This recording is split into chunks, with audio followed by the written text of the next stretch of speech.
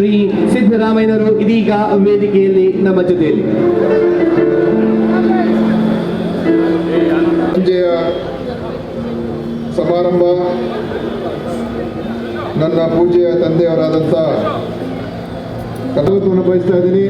ಮಾನ್ಯ ಸಿದ್ದರಾಮಯ್ಯ ಸಾಹೇಬರು,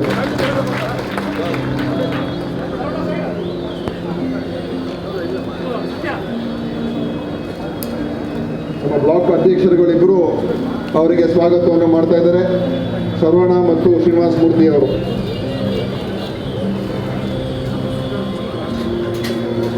ಮತ್ತೊಬ್ಬರು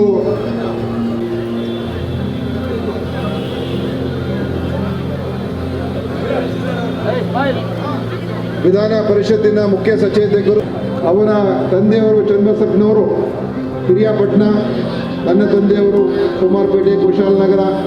ಆ ಹೋಗು ಬರುವ ದಾರಿಯ ಪ್ರತಿಮೆಯನ್ನು ಅನಾವರಣ ಮಾಡೋದಕ್ಕೆ ನಮ್ಮ ಜನಪ್ರಿಯ ಮುಖ್ಯಮಂತ್ರಿಗಳು ಬಂದಿರುವಂಥದ್ದು ಭಾಳ ಸಂತೋಷ.